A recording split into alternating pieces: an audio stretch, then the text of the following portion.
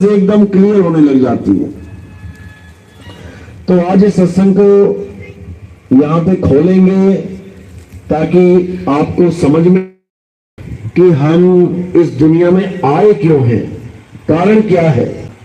जैसे आप अपना घर छोड़ के इस वक्त स्कूल में आए हैं, कारण पता है कि यहाँ पे सत्संग होना है इसलिए आए हैं, नहीं तो कौन आता है यहाँ पे? कोई भी नहीं आता। यहां आने का कारण आपको पता है, लेकिन क्या आपको दुनिया में आने का कारण पता है कि हम दुनिया में क्यों आए हैं? और दुनिया में आए तो आए, इंसान बन के ही क्यों आए हैं? जैसे बाकी गाय बैल बकरी हाथी घोड़े इस दुनिया में आए हैं, वैसे हम भी आए हैं। वो भी मां की कोख से आए हैं, हम भी मां की कोख से आए हैं। लेकिन वो जानवर और हम इंसान क्यों बने हैं? कारण क्या है? हमें कोई जानवर क्यों नहीं बना दिया परमात्मा ने? इसको समझना है। आज यही समझाया जाएगा अच्छे से।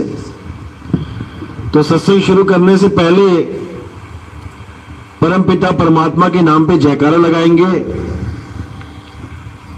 बोलिए परमपिता परमात्मा की, सदगुरु बंदी छोड़ कबीर साहिब की, सभी संतों की, सभी भक्तों की, आज के आनंद की, सकल हंस को बंदगी, साहिब बंदगी सतनाम। ये पंखा बंद कर देना यार।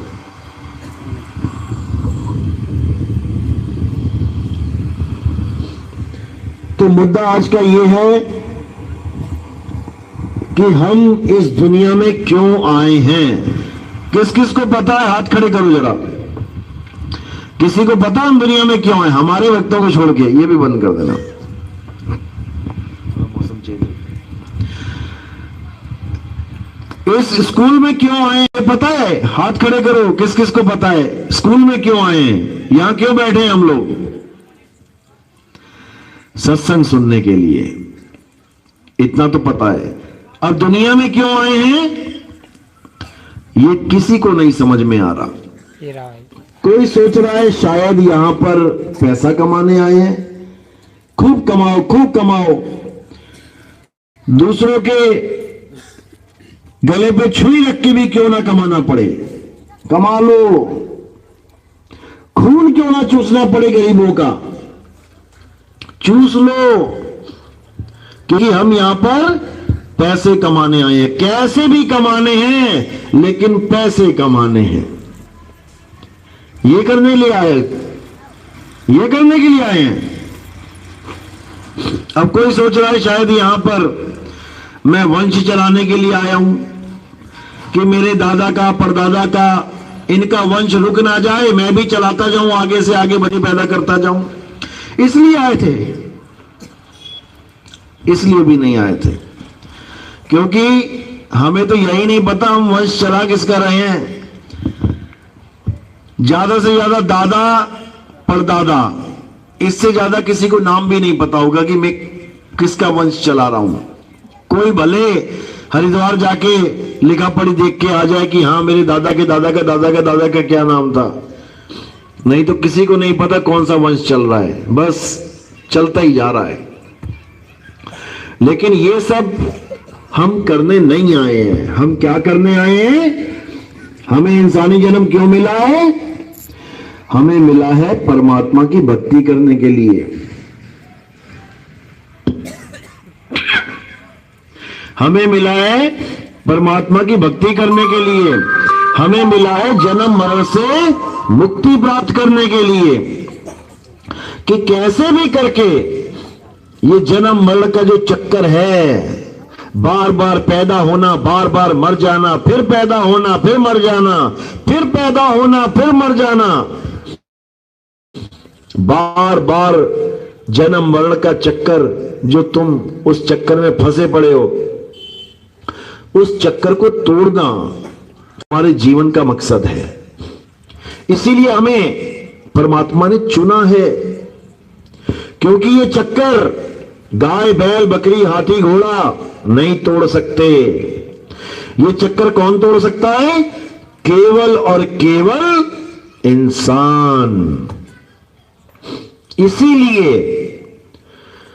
परमात्मा ने हमें चुना कि हमें इंसान बनवा दिया प्रकृति के द्वारा, नहीं तो इंसान नहीं बनाती जल्दी। ये 84 लाख जन्म कुत्ता बिल्ली हाथी घोड़े के दिलवा के, जानवरों के दिलवा के एक जन्म मिलता है इंसान का।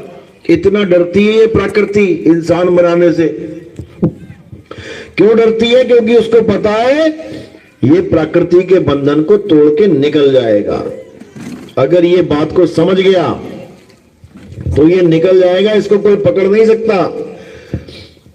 लेकिन इसको फंसाने के लिए जाल भी बहुत बड़ा बना हुआ है, बहुत बड़ा जाल है, आप सोच भी नहीं सकते कितना बड़ा जाल है केवल इस इंसान को फंसाने के लिए। बाकी तो फंसे ही हुए हैं, कुत्ता बिल्ली हाथी घोड़े इनसे कोई टेंशन नहीं है, टेंशन इस इंसान से है। क्यों? ये निकल सकता है यहां से। अब इसको फंसाने के लिए क्या किया गया है? इसको फंसाने के लिए देखो क्या क्या नहीं किया गया। कारें, motorcycle, mobile, laptop, TV, radio, ये दुनिया भर के ताम झाम किसको मिल रहे हैं? केवल इंसान को। कभी बकरी देखी कभी मोबाइल लेके बात करती किसी से? कभी कुत्ता देखा लैपटॉप चलाता हुआ? कभी भालू देखा बाइक चलाता हुआ? किसी को कुछ नहीं मिल रहा। सत्ययुग द्वापर त्रेता बीत गया, कलयुग आ गया। वो कल भी नंगे थे, आज भी नंगे हैं और कल भी नंगे ही रहेंगे। कभी गाय देखी पैंट कमीज पहन के घूमती? कभी नहीं।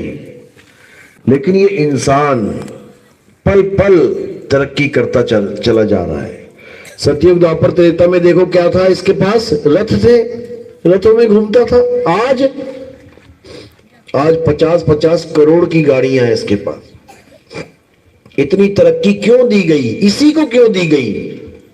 जबकि ये भी जानवरों की तरह घूमता था। आदि मानव देखो, आदि मानव पता है ना, बचपन में पढ़ा होगा आदि मानव।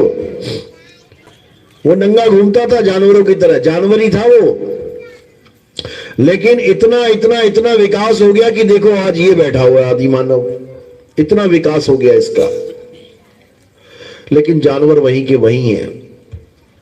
कारण क्या है? कि वो भवबंधन को तोड़ने के लिए नहीं चुने गए। वो नहीं चुने गए, चुना केवल हमें गया है कि हम भवबंधन को तोड़ सकते हैं। लेकिन तब तोड़ सकते हैं जब हमें ये पता लग जाए कि टूटेगा कैसे। भवबंधन को तोड़ने का एक ही रास्ता है और वो क्या है? भक्ति। एक ही रास्ता है। अब भक्ति बोल तो दिया भक्ति, लेकिन तुम सोच भी नहीं सकते कि भक्ति कितने प्रकार की है। हर धर्म में अलग भक्ति, हर जात में अलग भक्ति, हर जगह अलग भक्ति, हर गुरु के पास अलग भक्ति। आपका गुरु आपको 2 नाम देता है, उसका गुरु 3 नाम देता है, उसका गुरु 5 नाम देता है, उसका गुरु 10 नाम देता है। बोलेगा यही कि परमात्मा एक है, लेकिन नाम सबके अलग अलग अलग अलग अलग। कोई कहता है कि श्वासों का जाप करो, कोई कहता है कानों में उंगलियां डाल के सुनो, कोई कहता है त्रिकुटी में ध्यान लगाओ, कोई कह रहा नाक पे ध्यान लगाओ, कोई कह रहा गले में ध्यान लगाओ, कोई कह रहा दिल में ध्यान लगाओ, कोई कह रहा नाभि पे ध्यान लगाओ। सब अलग अलग अलग अलग अलग, इतनी प्रकार की भक्तियां, लेकिन सत्य तो एक है। अब वो सत्य क्या है ये किसी को समझ में नहीं आ रहा। जिसको जैसा गुरु मिल गया वो वैसा ही चलता जा रहा है। उसको ये भी नहीं पता पहुंचूंगा कि नहीं पहुंचूंगा, परमात्मा मिलेगा कि नहीं मिलेगा, कुछ नहीं पता। बस अंधश्रद्धा में कि गुरु जी है, गुरु जी है, गुरु जी ने बताया ये करना है, करता ही चला जा रहा है, करता ही चला जा रहा है। लेकिन जब परमात्मा की दया होती है तब उसी के जीवन में एक सतगुरु आ जाता है। सतगुरु क्या करता है? सतगुरु उसे समझाता है कि बेटा जो तुम कर रहे हो ये गलत है, ये अधूरा है, इससे तुम्हारी भक्ति पूर्ण कभी हो ही नहीं सकती। जिस परमात्मा को पाने के लिए तुम भक्ति कर रहे हो वो परमात्मा तुम्हें मिल ही नहीं सकता। तुम नाम जप रहे हो, नाम जप के परमात्मा नहीं मिलता। तुम पूजा पाठ कर रहे हो मंदिर में पूजा पाठ करके भगवान नहीं मिलता। तुम नदियों में छलांगे मार रहे हो, नदियों में छलांगे मार के परमात्मा नहीं मिलता। तुम तीर्थों में जा रहे हो, तीर्थों में जाके परमात्मा नहीं मिलता।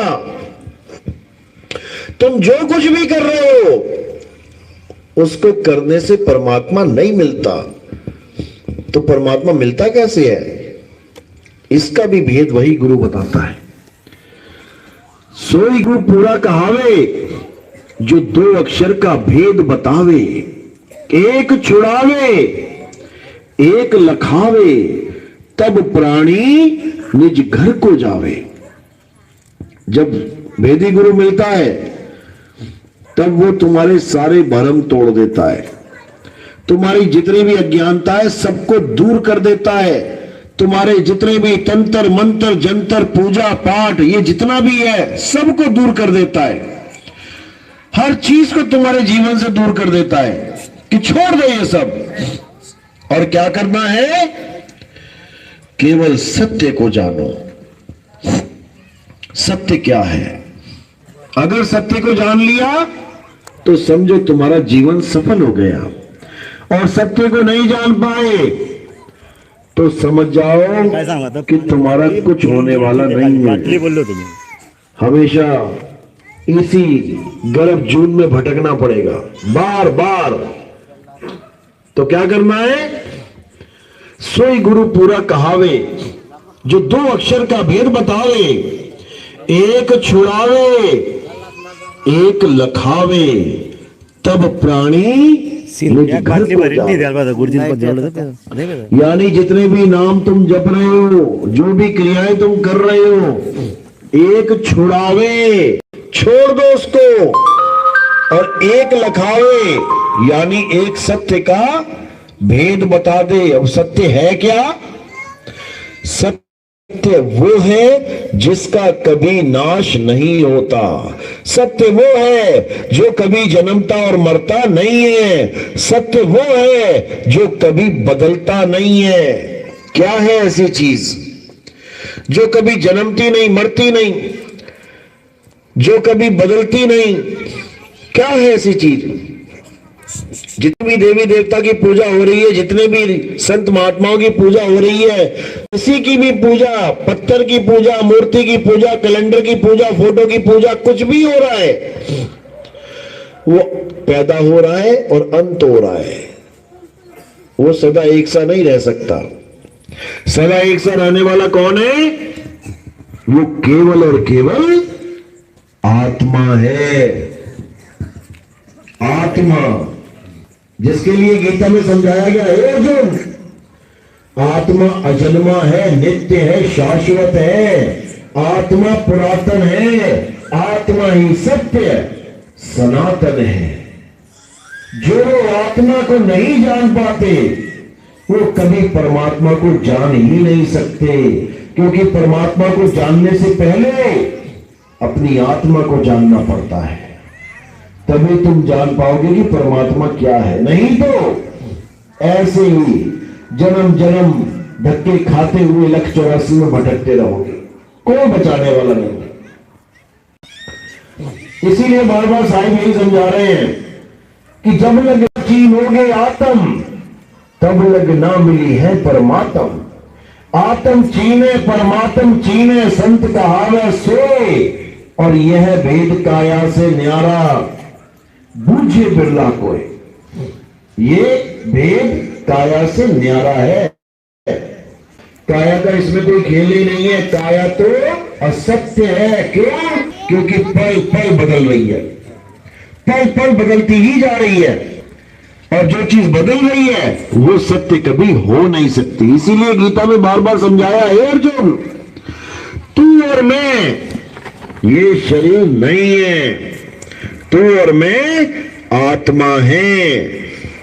ये शरीर तो इस आत्मा के कपड़े हैं। कपड़ों के मारे जाने पे हम तुम नहीं मर जाते। हमें अपने स्वरूप को जानना चाहिए। और कैसे जानेंगे? अध्याय 4 34वां श्लोक है।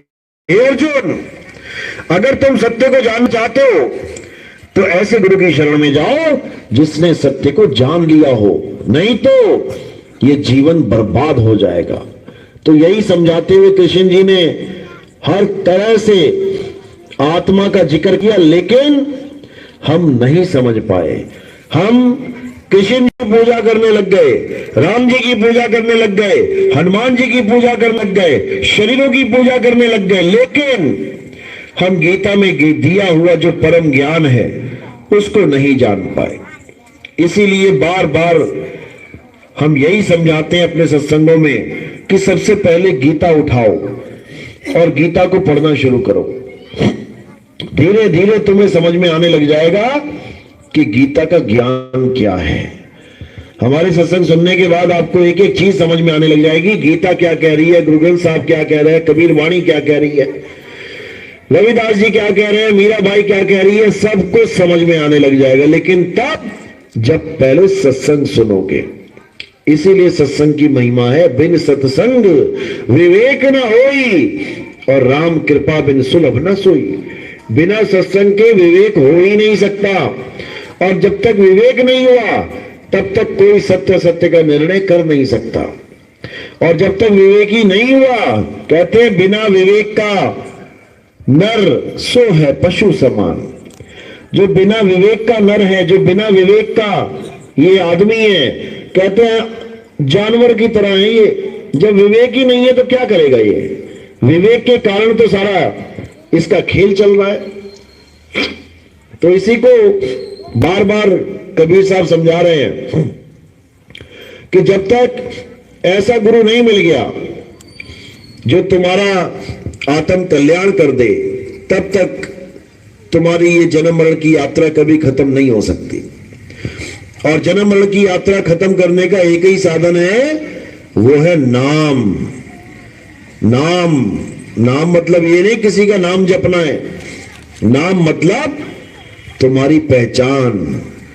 जैसे तुम्हारा नाम है, तुम्हारी पहचान क्या है? तुम्हारा नाम है। कोई पूछता भैया क्या नाम है तुम्हारा, तुम अपना नाम बता देते हो, ये तुम्हारी पहचान है। लेकिन ये वो नाम नहीं है जिससे मुक्ति होगी। नाम क्या है? तुम्हारी आत्मा। तुम्हारी आत्मा को नाम कहते हैं।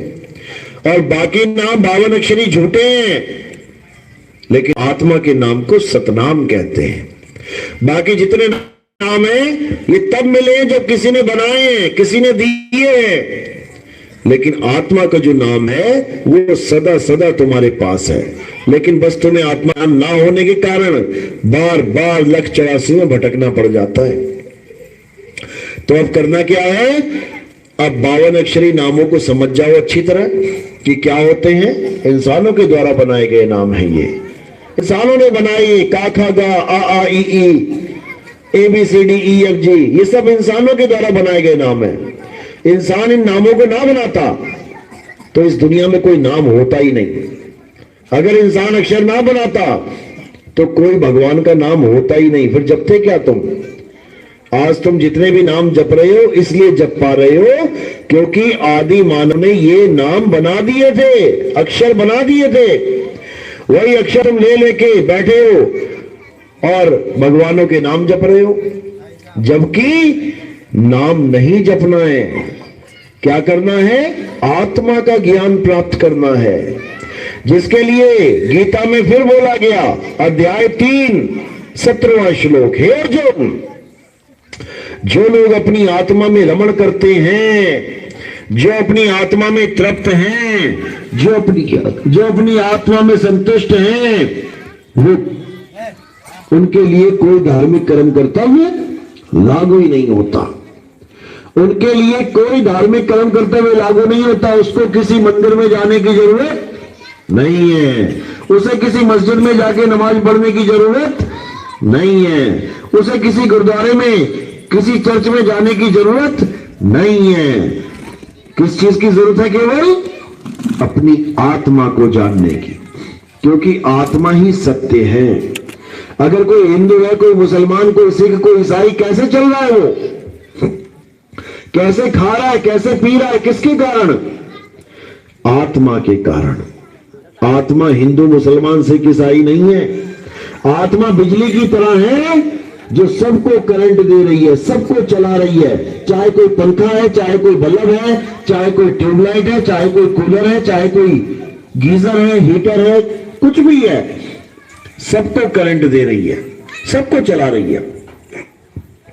इसी प्रकार बिना आत्मा के कोई इंसान ना तो पूजा कर सकता है, ना हवन कर सकता है,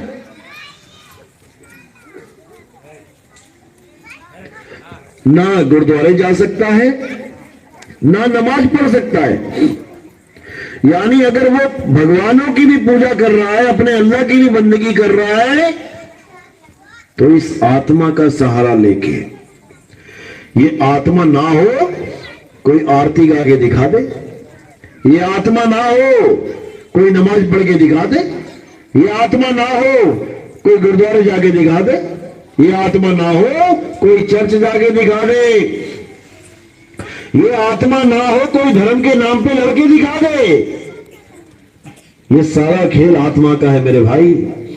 आत्मा शरीर से अटैच है। अब भाग रहे हो, जयकारे लगा रहे हो। जिसका जयकारा लगाना उसको जानते थे कि नहीं, और जिसको जानते नहीं उसके जयकारे लगा रहे हो। समझ में आई मेरी बात? चार भाई लड़ रहे थे, हिंदू मुस्लिम सिख ईसाई। हिंदू कहता राम बड़ा, जय श्री राम। मुसलमान कहता अल्लाह बड़ा, अल्लाह अकबर। सिख कहता वाहिगुरु बड़ा, और ईसाई कहता गॉड बड़ा। लड़ रहे हैं आपस में लाठियां लेके। अब कोई पहुंच गया मेरे जैसा, अब पूछ रहा है, हाँ भैया तूने राम को देखा क्या? नहीं देखा तो नहीं। तूने अल्लाह को देखा क्या? मुसलमान कहता ना मैंने तो नहीं देखा। हाँ भाई ईसाई तूने गॉड को देखा क्या? नहीं देखा तो नहीं। हाँ भाई सिख भाई तूने वाहिगुरु को देखा क्या? नहीं देखा तो नहीं। अरे जिसको देखा नहीं उसको उसके नाम पे ना क्यों रहो कि कौन बड़ा है कौन छोटा है? या तो देखा होता, समझ में आता है, एक 5 फुट का है, 10 फुट का है, यार तेरा वाला छोटा है मेरा वाला बड़ा है, तब तो समझ में आता। जिसको देखा नहीं उसकी पीछे लड़ाई चल रही है, और जिसकी वजह से लड़ रहे हो उसको जानते नहीं हो। किसकी वजह से लड़ रहे हैं? अभी लठ पकड़ के हाथ में किसी को मारोगे, किसकी वजह से मारोगे? आत्मा की वजह से। लड़ते लड़ते लड़ते एक की आत्मा शरीर छोड़ गई, वहीं गिर जाएगा। ना बोलेगा अल्लाह, ना बोलेगा वाहिगुरु, ना बोलेगा जय श्री राम, कुछ बोल ही नहीं सकता फिर। यानी आत्मा की वजह से ही सब कुछ बोल रहा है, और आत्मा को ही नहीं जानता। आत्मा का नाम सुना ना सबने? किस किसने सुना? हाथ खड़े करो। आत्मा का नाम किसने सुना अपने जीवन में एक बार भी? आत्मा। हाथ खड़े करो भाई।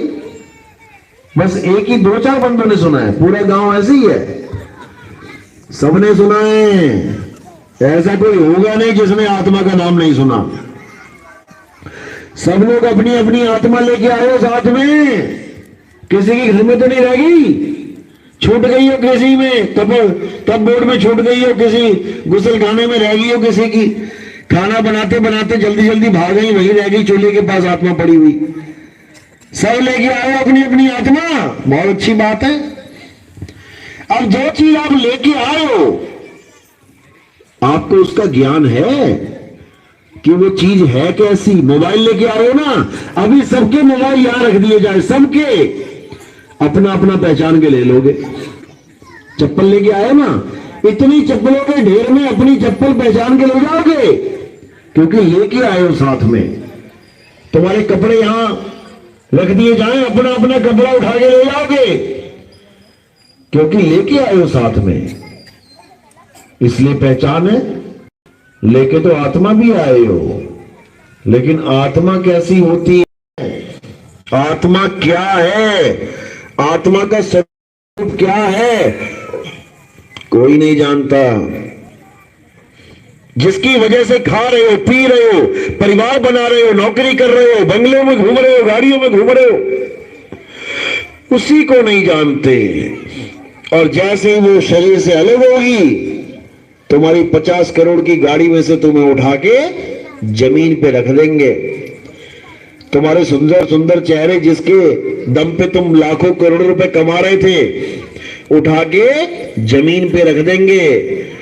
तो किसकी वजह से तुम्हारी इज्जत है, किसकी वजह से तुम्हारी वैल्यू है?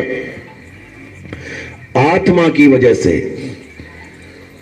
पति पत्नी को और पत्नी पति को प्यार कर रही है, किसकी वजह से?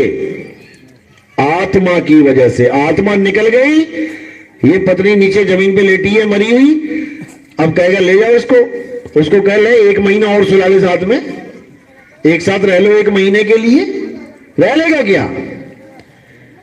वो कहेगा भाई भूत बन जाएगी, चुड़ैल बन जाएगी रात में, इसको ले जाओ, मर गई है तो खत्म करो। भगा दिया जाएगा, तुम्हें निकाल दिया जाएगा। तुम्हें घर में केवल इसलिए रखा जा रहा है आत्मा की वजह से। और जिस आत्मा की वजह से तुम किसी की मां हो, किसी की बेटी हो, किसी का कोई पति है, किसी का कोई बाप है, उस आत्मा को ही नहीं जानते। सबसे बड़ी दुविधा ये है।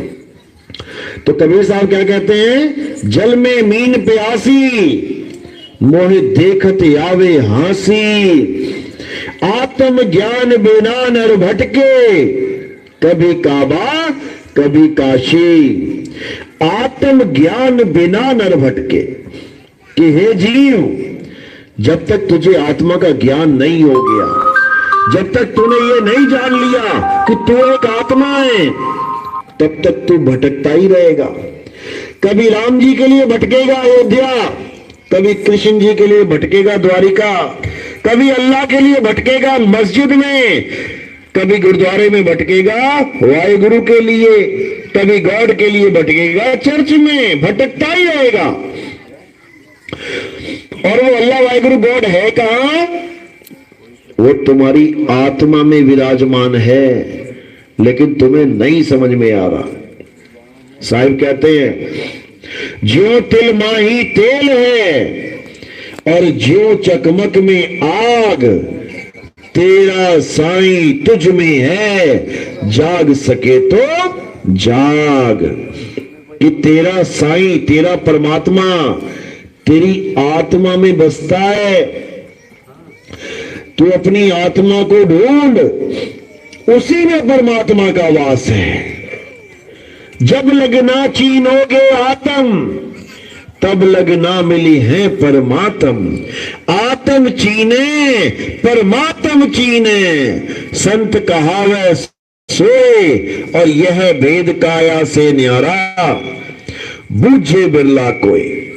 ये भेद काया से न्यारा है, कोई बिरला इसको जान पाता है, नहीं तो सबके सब शरीरों में ही उलझे पड़े हैं। ना शरीर के किसी को कुछ समझ में ही नहीं आ रहा, शरीरों की पूजा में लगे हुए हैं और आत्मा को जानते तक नहीं, जबकि आत्मा के द्वारा ही सारे शरीर चल रहे हैं और उस आत्मा का कोई भेद ही नहीं पता किसी को।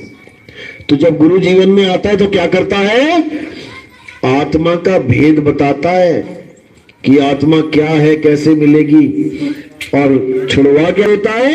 जंतर मंतर तंत्र पूजा पाठ हवन यज्ञ सब छुड़वा देता है। छोड़ दो सबको, बात कर लिया, सतयुग में किया, नाम जपे, हवन किए, यज्ञ किए, पूजा पाठ करी, मुक्ति नहीं मिली, वापस त्रेता में आ गए। त्रेता में खूब किया, हवन किए, पूजा पाठ किए, खूब पूजा पाठ किया, खूब मूर्तियां पूजी, वापस द्वापर में आ गए। द्वापर में क्या किया?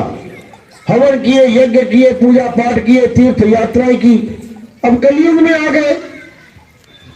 अब अगर कलयुग में भी यही कुछ करोगे तो फिर वापस आ जाओगे। अब क्या करना है? अब वो कुछ नहीं करना है जो पहले करते आए थे। तो क्या करना है? अब वो करना है जो पहले कभी नहीं किया, अब वो करना है। और वो क्या है? वो आत्मज्ञान है। वो आत्मज्ञान है। उस आत्मा को जानना है जो सारे शरीरों को चला रहा है। तुम्हें चला रहा है, तुम्हारी मां को, तुम्हारे बच्चों को, तुम्हारी बीवी को, तुम्हारी बहनों को, तुम्हारे भाइयों को, सबको वो आत्मदेव चला रहा है। लेकिन कोई आत्मा को जान नहीं पा रहा है। अब आत्मा को अच्छे से समझ लेना है और आत्मज्ञानी होके इस काया को अंत समय में त्याग देना है। काया को त्यागना है, मरना नहीं है कि कोई सोचे कि अंत समय में मेरी मौत हो जाएगी। तुम कभी नहीं मरते। कौन मरता है? शरीर। शरीर मरता है, तुम नहीं मरते। तुम तो शरीर धारण करते हो और अंत में शरीर छोड़ देते हो। तुम कौन हो ये जानना है। तुम एक आत्मा हो, तुम्हारा एक अलग स्वरूप है। तुम देह नहीं हो। देह स्वरूप तुम्हारा नकली स्वरूप है। असली स्वरूप तुम्हारा आत्म स्वरूप है। आत्मा का स्वरूप ही सत्य है और उसी को जानना है। जब तक वो नहीं जाना, इस जन्म में आए ना आए बराबर है। कृष्ण जी ने 1000 बार समझाया, हे अर्जुन, तू और मैं आत्मा है, तू और मैं शरीर नहीं है। ये शरीर तो पता नहीं हमने कितनी बार धारण कर लिए और कितनी बार छोड़ दिए। पहली बार कौन सा शरीर धारण किया था विष्णु जी ने? मछली का। अब कोई कहे मछली ही विष्णु जी है, बिल्कुल नहीं। दूसरा शरीर कौन सा धारण किया? कछुए का। कोई कहे कछुआ ही विष्णु जी है, बिल्कुल नहीं। तीसरा शरीर कौन सा धारण किया विष्णु जी ने? वरा का, जंगली सुअर का। अपने दांतों के ऊपर पृथ्वी लेके आए बाहर। अब कोई कहे कि वरा ही विष्णु जी है, नहीं। ऐसे ही करते करते परशुराम का, राम का, कृष्ण का, ये सारे शरीर धारण किए। लेकिन अब हमें लगता है कि कृष्ण जी हैं भगवान, राम जी हैं भगवान। हम उनको इंसान मान के बैठ गए। हमने कछुआ नहीं माना, हमने मछली नहीं माना, लेकिन हमने इंसान मान लिया। क्यों? क्योंकि हम इंसान हैं। हमें इंसान वाला ही रूप सबसे प्यारा लगता है। सब राधे राधे राधे जपते हैं, सब हरे कृष्ण जपते हैं। मछली मछली क्यों नहीं जपते? कछुआ कछुआ क्यों नहीं जपते? वो भी तो उन्हीं का रूप है।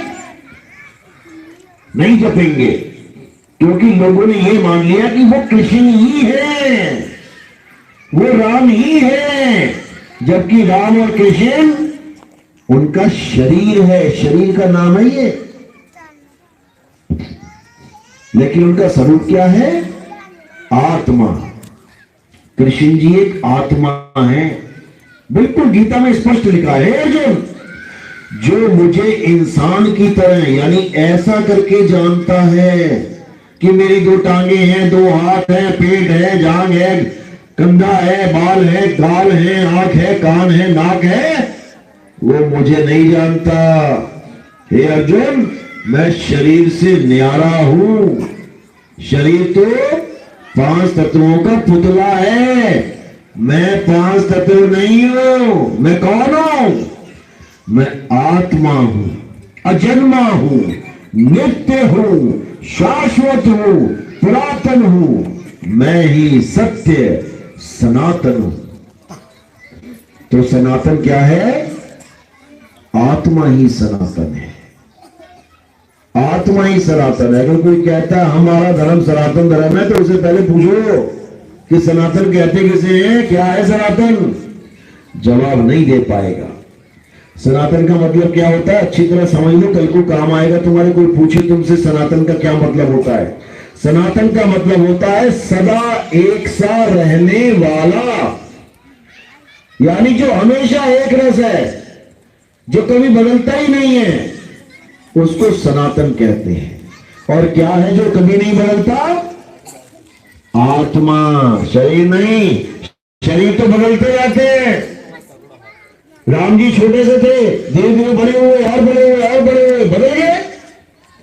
कृष्ण जी छोटे से थे, बड़े हुए बढ़ते गए, बदल गए। हनुमान जी छोटे से थे, बदल गए। सब छोटे छोटे से बड़े बड़े हो गए। आप और हम भी छोटे से थे, बदल गए। देखो बदल गए, यानी सबका शरीर बदल रहा है, असत्य है। और सत्य क्या है? हे अर्जुन, केवल आत्मा ही सत्य है। आत्मा कभी बदलता नहीं है, आत्मा कभी जन्मता और मरता नहीं है। हे अर्जुन, इस आत्मा को ना तो कोई शस्त्र काट सकता है, इस आत्मा को ना तो अग्नि जला सकती है, इस आत्मा को तो ना वायु सुखा सकती है, इस आत्मा को ना तो जल भिगो सकता है।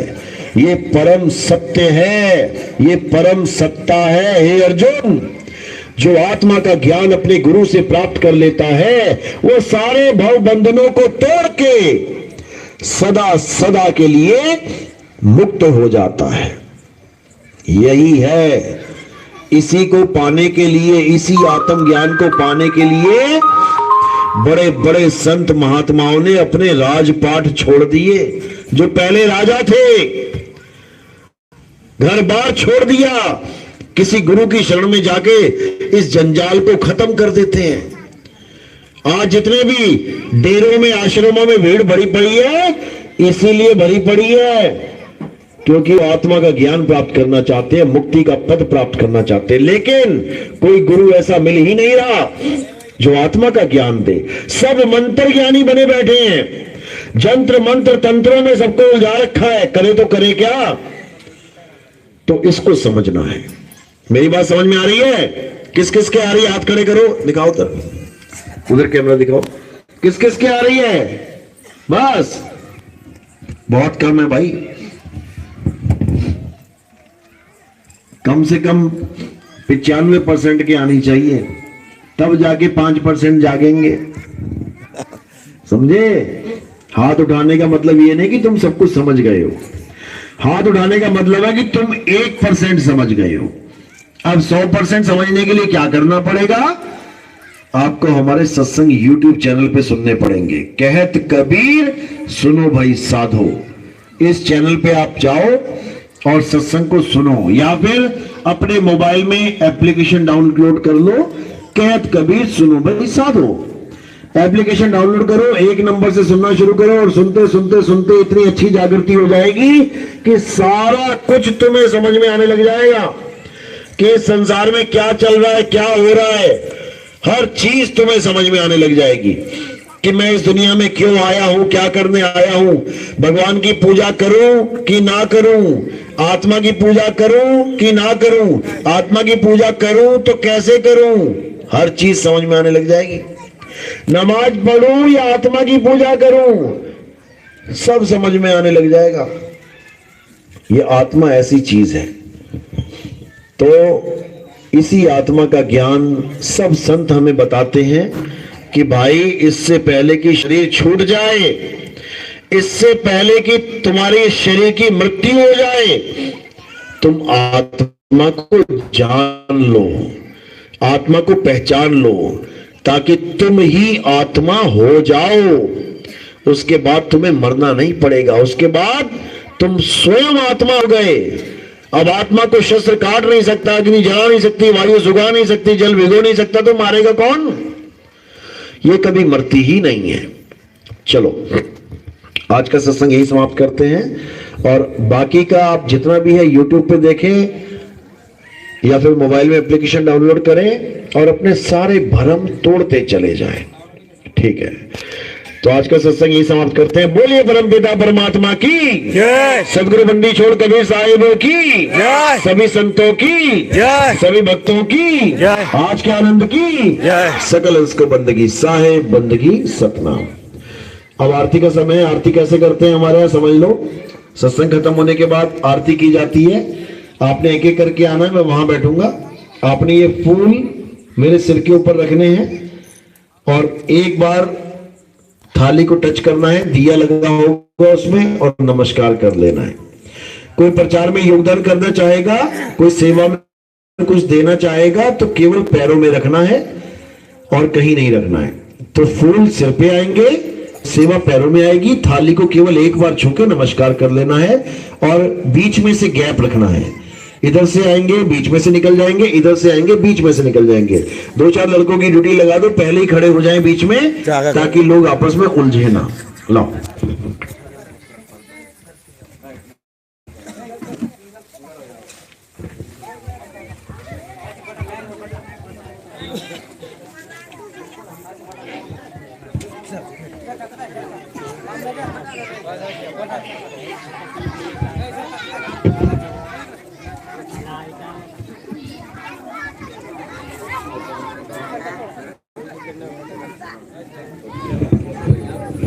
तो कदा येऊ नाही तो दाखला कदा येऊ मोबाईल देऊ ना अहो नाही ना दुसरा होता ना तो क्या बोलते नाही अहो तकी जायला आहे ना दरी दरी तरी शेलिंग का पण देखील ना आज देखील ना मग तो दाखला कदा घ्या रे तू आधी पण चालू झाला लाईव्ह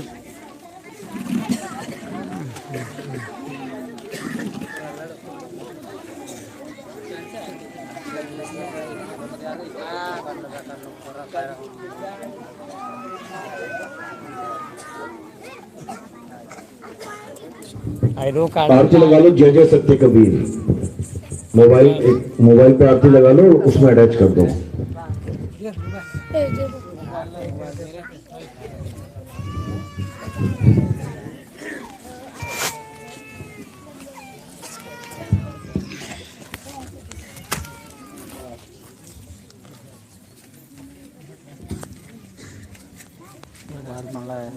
कनेक्ट कर